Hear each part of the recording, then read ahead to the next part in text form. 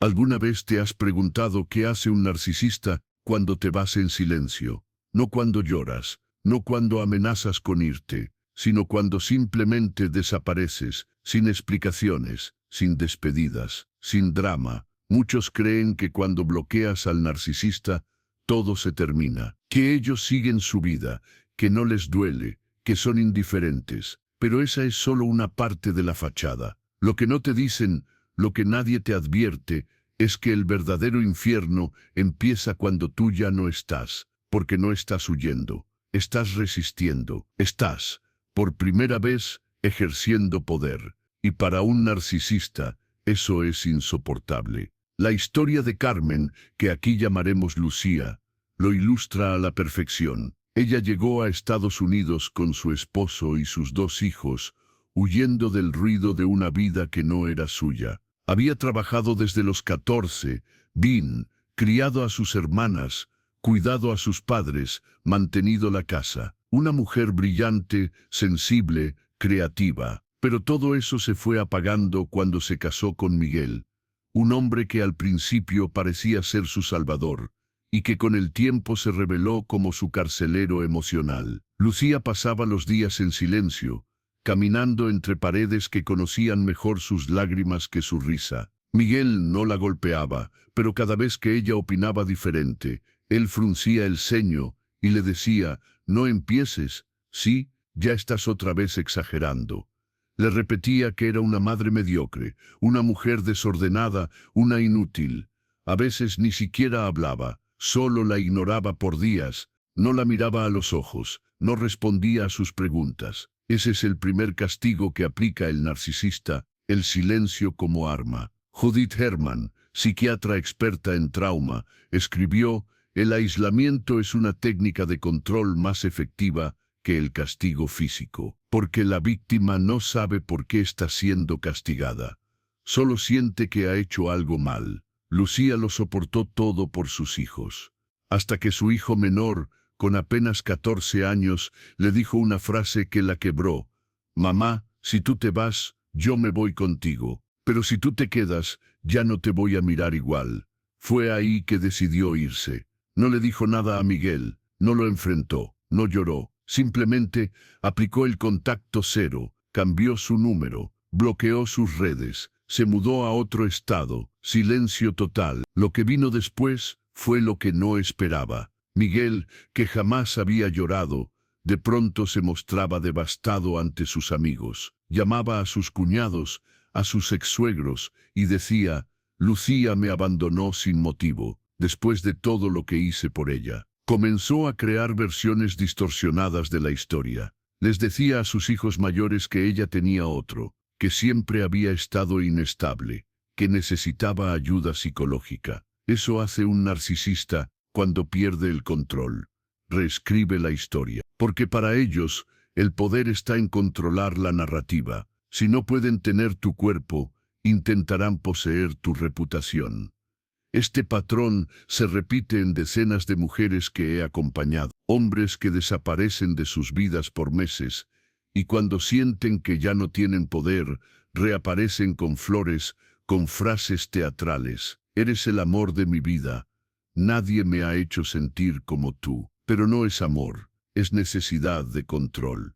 El narcisista no ama, se alimenta. Cuando tú desapareces, él no siente tu ausencia. Siente el vacío de su propio ego, porque tú eras su espejo, su audiencia, su esclava emocional. Sin ti, se enfrentan a su peor enemigo, su propia irrelevancia, y entonces empieza el acecho. En silencio, se crean perfiles falsos para ver tus publicaciones. Preguntan a tus conocidos, aparecen en lugares donde solías estar, fingiendo casualidad.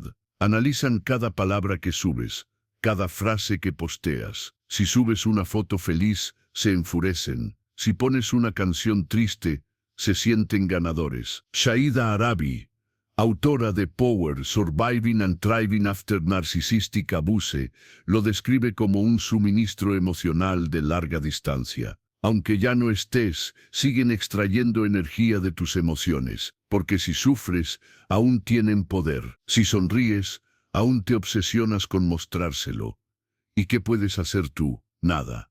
No expliques, no publiques indirectas, no intentes demostrar que estás bien, porque si lo haces, sigues jugando su juego, y en ese juego, solo uno gana, y nunca serás tú. El verdadero contacto cero es emocional, digital, físico y simbólico. No solo se trata de cortar comunicación, sino de cortar el hilo invisible que todavía te ata a él, porque, escúchame bien, el abuso emocional no lleva golpes, pero deja cicatrices que nadie ve, y solo tú sabes lo que costó sanarlas. No esperes que el narcisista desaparezca cuando tú te vas. No esperes justicia, no esperes paz, pero sí puedes esperarte a ti, a tu regreso, a tu voz, a tu mirada limpia, porque aunque él no lo sepa, ya perdió, y tú por fin comenzaste a ganar. Hay un momento en el que el narcisista deja de buscarte, al menos en apariencia. Ya no te escribe, ya no pregunta por ti, ya no deja rastros, y es justo ahí, cuando piensas que todo terminó, que el verdadero juego comienza.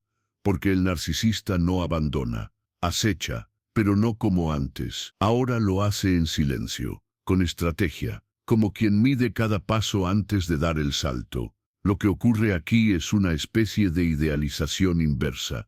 Te han perdido, y ahora te idealizan, no por amor sino por rabia, porque ya no pueden controlarte, te necesitan más que nunca. Y como no pueden acercarse, su mente construye una nueva versión de ti, una versión que hay que castigar. He visto esto decenas de veces, mujeres que aplican contacto cero y de pronto el narcisista publica fotos con una nueva pareja, como si en 3 semanas hubiera encontrado al amor de su vida, como si tú jamás hubieras existido. Pero esa nueva relación no es amor, es venganza emocional. Esa persona no es su pareja, es un mensaje, es una amenaza silenciosa que dice, mira lo fácil que fue reemplazarte. Mira cómo sí soy capaz de amar, solo que tú no lo merecías. Bessel van der Kolk, experto en trauma complejo, explica que las personas narcisistas no tienen una identidad cohesionada. Su autoestima no está construida desde adentro, sino proyectada hacia afuera. Por eso necesitan ser admirados, deseados, temidos. Y cuando tú te vas, se sienten vacíos. Así que hacen lo único que saben hacer, crear una nueva máscara. Publican frases empalagosas, fotografías editadas, escenas románticas sacadas de un catálogo, y todo con un solo objetivo: provocarte, no para que regreses por amor, sino para confirmar que aún les perteneces emocionalmente. Y si no reaccionas, cambian de táctica. Entonces viene el gaslighting a distancia. Esa manipulación sutil que empieza a través de otras personas. Te llegan comentarios como, dice que está muy preocupado por ti. Cuenta que lo dejaste sin explicación, que no entiende por qué. Se nota que aún te quiere. Y ahí está el veneno. Porque el gaslighting no necesita estar en tu cara y puede llegar a través de terceros, como un virus que contamina tu percepción. Empiezas a dudar, ¿será que exageré? Y si sí lo lastimé, tal vez pude haberlo manejado distinto, y no pudiste. Porque con un narcisista, cualquier forma de alejarse parece injustificada, incluso si te arrastraste durante años, incluso si soportaste silencios que helaban la piel, incluso si ya no reconocías tu reflejo en el espejo. Ellos siempre encontrarán una forma de hacerte sentir culpable por haberte protegido. Es aquí donde el narcisista, al no poder acceder directamente a ti, intentará corromper tu entorno, y lo hace magistralmente. A veces utiliza personas cercanas, una amiga que compartían, un familiar que solo quiere mediar. Otras veces simplemente lanza rumores al aire, esperando que alguno caiga cerca de ti. Y si ninguno de esos métodos funciona, entonces aparece el disfraz del arrepentido. Es esa fase donde muchos caen, porque ahora sí te dice que fue su culpa, que ha cambiado, que entendió todo, que está yendo a terapia, aunque no te pueda mostrar ningún proceso.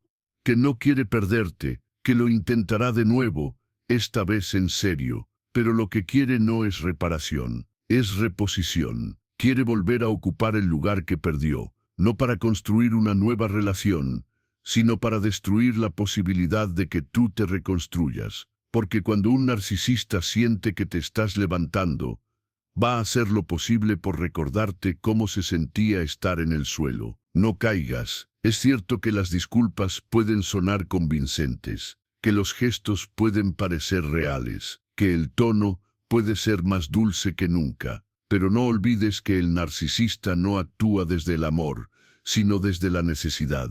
No quiere volver a ti por lo que tú eres, quiere volver por lo que él deja de ser cuando no estás, y esa diferencia es abismal. Recuerda esto: si alguien regresa después de haberte ignorado, humillado o dañado, y lo hace solo cuando te ve en paz, no está regresando por ti, está regresando por el control que perdió. El narcisista no soporta verte libre, porque cada paso que das sin él, le recuerda que no era indispensable, que no era especial, que no era invencible. Tu silencio, tu distancia, tu avance, lo confrontan con una verdad que no puede tolerar, que fuiste capaz de vivir sin él. Y eso, para alguien que necesita ser el centro del universo, es la herida más profunda. Los narcisistas no pierden a sus víctimas, pierden a su reflejo, y por eso se vacían. Shahida Arabitu, en cambio, te estás llenando de ti, de tus propios pensamientos, de tu propia luz. Así que no lo olvides, cada vez que decides no responder, estás tomando una decisión radical de amor propio. Una decisión que dice: esta vez la historia la escribo yo. Y esa historia empieza aquí, con tu valentía y con tu silencio. Tú también viviste una etapa donde el narcisista intentó manipularte incluso desde la distancia. Cuéntanos en los comentarios. Tu experiencia puede ayudar a muchas otras mujeres a despertar. Si este contenido te está haciendo sentido, te invito a seguirnos aquí en Historias de la Mente, donde cada palabra es un refugio, y cada historia es una forma de sanar. Cuando el narcisista se da cuenta de que ya no tiene acceso a ti, que sus tácticas dejaron de funcionar, que su discurso perdió eco, entonces aparece su carta más desesperada: la culpa. Y no me refiero a una culpa cualquiera. Me refiero a ese tipo de culpa que se te clava en el pecho y empieza a hacerte cuestionar tu propia historia. Esa que te susurra al oído: ¿no estaré exagerando? ¿Y si sí era yo? ¿Y si realmente lo dejé solo cuando más me necesitaba? En consulta, muchas mujeres caen ahí. Es como una trampa cuidadosamente tejida. Primero viene el silencio, después el desprecio encubierto, y finalmente la víctima. Después de todo lo que hice por ti, ¿así me pagas? Nunca vas a encontrar a alguien que te ame como yo. Yo te aguanté, te cuidé, te protegí. Es en ese momento donde el narcisista no se presenta como el monstruo que fue, sino como un mártir. Y esa es su actuación más peligrosa, porque ya no lanza ataques, lanza súplicas. No grita, susurra, no amenaza, llora. Y tú, que fuiste criada para complacer, para justificar, para cuidar de todos menos de ti, empiezas a dudar. Fue lo que le pasó a Mariana, una mujer brillante, resiliente, que se atrevió a cortar todo vínculo con su expareja luego de años de maltrato encubierto. Él no tardó en reaparecer, primero con indiferencia, luego con furia, más tarde con flores, y finalmente con una confesión: tengo pensamientos oscuros. Si me pasa algo, será por tu abandono. Esa frase, por sí sola, casi la hizo volver, no por amor, sino por culpa, por ese instinto materno que muchas mujeres desarrollan incluso con su agresor. Porque cuando nos enseñaron a amar, también nos enseñaron a sacrificarnos, a cargar con dolores que no eran nuestros, a quedarnos por miedo a ser la mala. Pero no eres la mala por protegerte. Eres valiente, porque el narcisista no quiere ser amado, quiere ser adorado. No busca un vínculo, busca una fuente de atención, de validación, de sentido. y cuando esa fuente se seca, entra en crisis. No porque tú eras su mundo, sino porque tú sostenías el decorado de su mundo interno. En esa etapa final, muchos recurren al caos.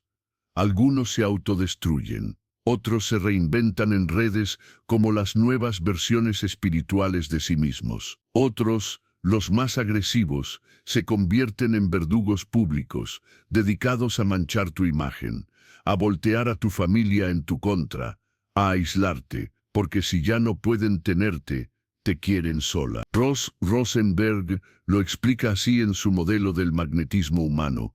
El narcisista busca personas empáticas, con heridas de infancia abiertas, y se alimenta de su deseo de salvar. Pero cuando ese deseo sana, el lazo se corta.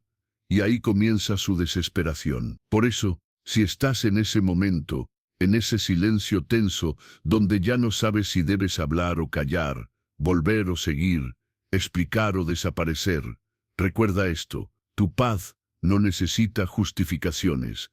Tú no estás obligada a salvar a quien te rompió. No estás obligada a sostener la vida emocional de alguien que fue incapaz de sostenerte. Y si te amenazan con autodestrucción, no es amor, es chantaje. Si realmente necesitaran ayuda, buscarían un terapeuta, no a ti. Tu trabajo no es rescatarlos, tu trabajo es rescatarte a ti misma. ¿Sabes lo que hace más enloquecer a un narcisista? Que tú te levantes sin rencor, que no lo odies, que no lo menciones, que simplemente no lo necesites, porque el narcisista puede soportar muchas cosas, puede tolerar el desprecio, la discusión, incluso el dolor, pero lo que no soporta es tu indiferencia. Tu ausencia lo confronta con una verdad que no puede modificar, que hay vida sin él, que hay un tú más allá de su control, que el guión que escribió contigo ya no lo protagonizas. Y ahí,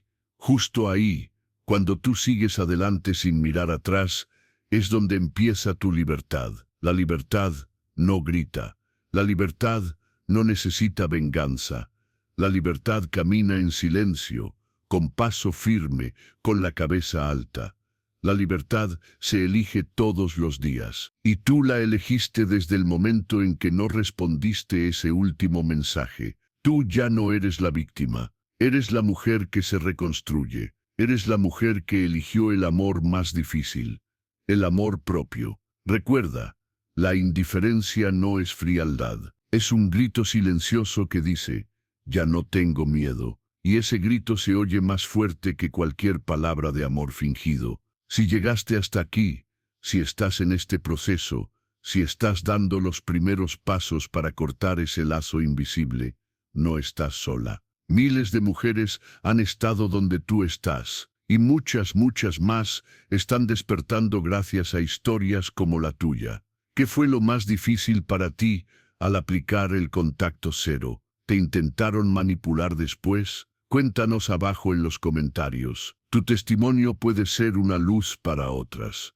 Y si esta historia te resonó, si sentiste que describía algo tuyo que nunca habías dicho en voz alta, te invito a seguirnos aquí, en Historias de la Mente, donde las heridas se nombran, el abuso se entiende y la libertad comienza.